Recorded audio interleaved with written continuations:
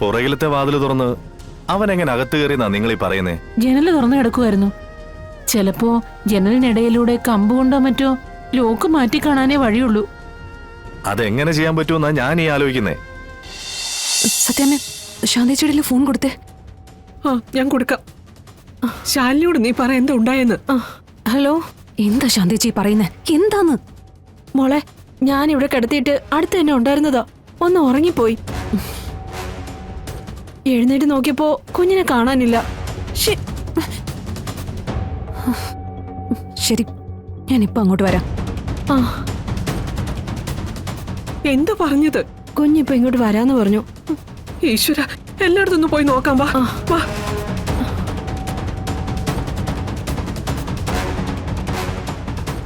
ശാലിനി എന്താ? അത് ഒന്നുമില്ല, അച്ഛന് സുഖമില്ലാന്ന്. BP ഒന്ന് നോക്കണമായിരുന്നു. സിസ്റ്റർ, എനിക്ക് അത്യാവശ്യമായിട്ട് വീട് വരെ ഒന്ന് പോണം. എന്തെങ്കിലും ആവശ്യമുണ്ടെങ്കിൽ എന്നെ ഒന്ന് വിളിച്ചാൽ മതി. ശരി ചേച്ചി, ഞാൻ ഇറങ്ങാം.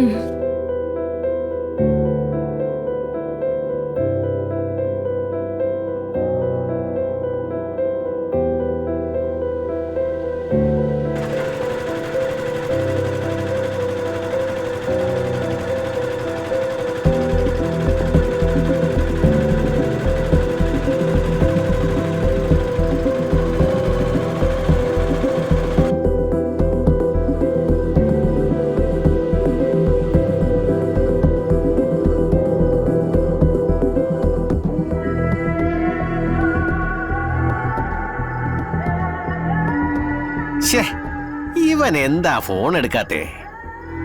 ഇനി അവൻ പെട്ടോ?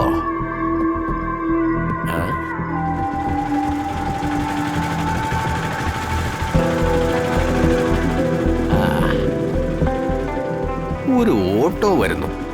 ഇനി ഇതിനകത്ത് കാണോ?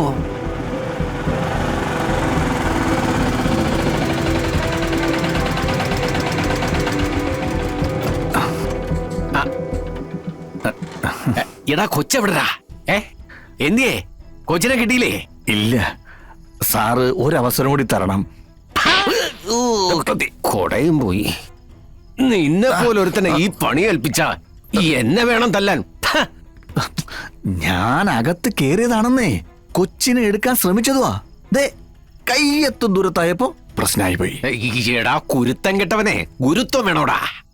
ഏത് പണിക്കും അങ്ങനെ ഒരു സംഗതി ഇല്ലെങ്കിൽ ഒന്നും നടക്കത്തില്ലടാ. ആ ശാന്തേ ഒപ്പം നിക്കാത്തോണ്ടാ. ഇല്ലെങ്കി ഇപ്പൊ കൊച്ചു നിങ്ങളുടെ കയ്യിരുന്നേനെ. ശാന്ത ആരാടാ? നിന്റെ ഭാര്യയല്ലേ? നിന്നെ കൊണ്ട് ഒന്നും നടക്കില്ലെന്ന് നീ വീണ്ടും വീണ്ടും തെളിയിക്കുകയാണല്ലോടാ രാജേന്ദ്ര. അതിരിക്കട്ടെ, നിന്റെ മോന്റെ അവരെങ്ങാനും കണ്ടോ?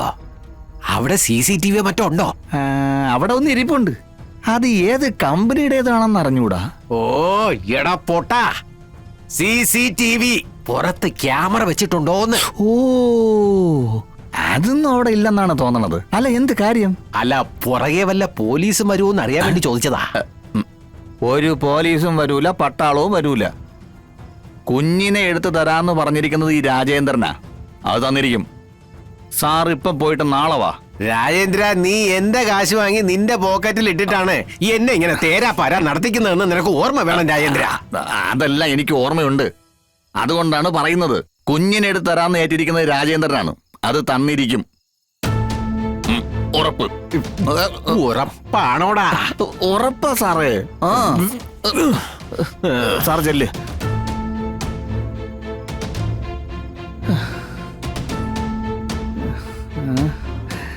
ഈശ്വര, ആ കൊച്ചിനെ അവിടെ കാണാനില്ല എന്നാ ശാന്ത പറഞ്ഞത്. ഇനിയിപ്പോ അങ്ങനെയാണെങ്കിൽ ആ കൊച്ചവിടെ പോയി? ഇനി എന്തോ ചെയ്യും?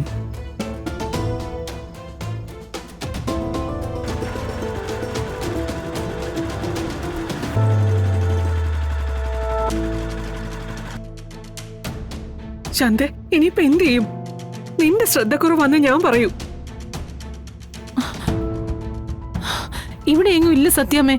പടിപ്പുരയൊക്കെ തുറന്നു കിടക്കുക.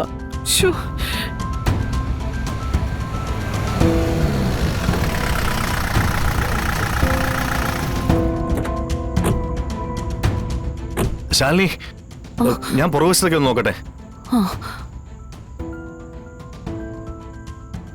ദേ ശാലിനി വരുന്നുണ്ട്. അവളോട് ഞാൻ ഇനി എന്താ പറയാ?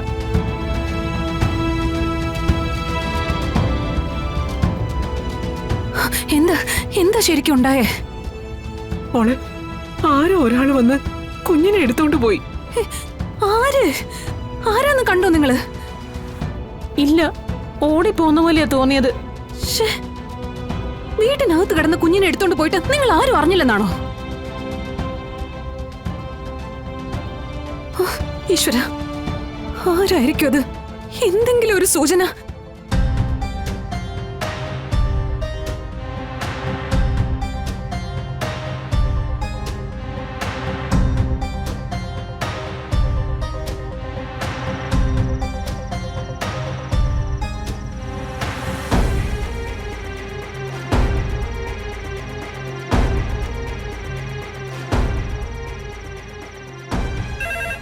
Hello, police station.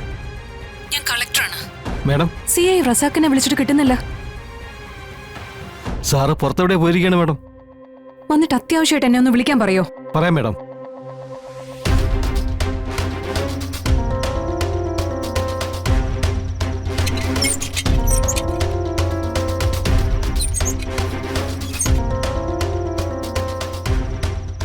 അല്ല, ഈ സമയം ശാന്തി ചെയ്ത് എവിടെയായിരുന്നു? ഞാൻ മോളുടെ ഒപ്പം കിടന്ന് ഒന്ന് മയങ്ങിപ്പോയി കുഞ്ഞെ. അല്ല, ഞങ്ങൾ ശബ്ദം കേട്ട് വരുമ്പോ ശാന്തി അടുക്കളയുടെ ഭാഗത്തുനിന്ന് റൂമിലേക്ക് വരികയായിരുന്നല്ലോ. അത് ഞാൻ പിന്നെ ശബ്ദം കേട്ട് പുറത്തേക്ക് നോക്കാൻ പോയതാ.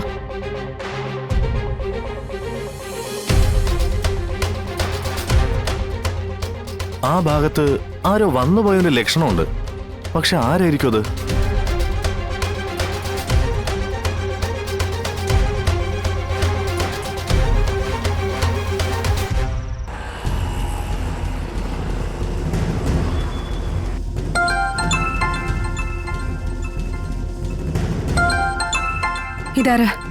ഇതാരാ ഈ സമയത്ത് വിളിക്കുന്നത്?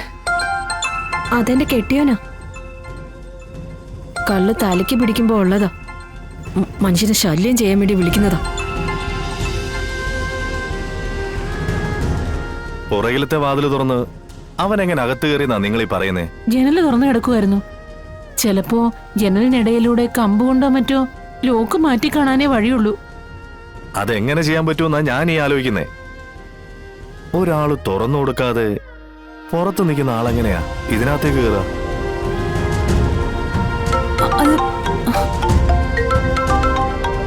ഹലോ ഹലോ മാഡം, വിളിക്കാൻ പറഞ്ഞു. റസാഖ്, ഞാനിപ്പോ എന്റെ വീട്ടിൽ നിന്ന് സംസാരിക്കുന്നത്. എന്റെ ചേച്ചി ശാരികയ്ക്ക് സുഖമില്ലാത്തതുകൊണ്ട് ചേച്ചിയുടെ മോളെ ഞാൻ എന്റെ വീട്ടിൽ കൊണ്ടുവന്ന് നിർത്തിയിരുന്നേ.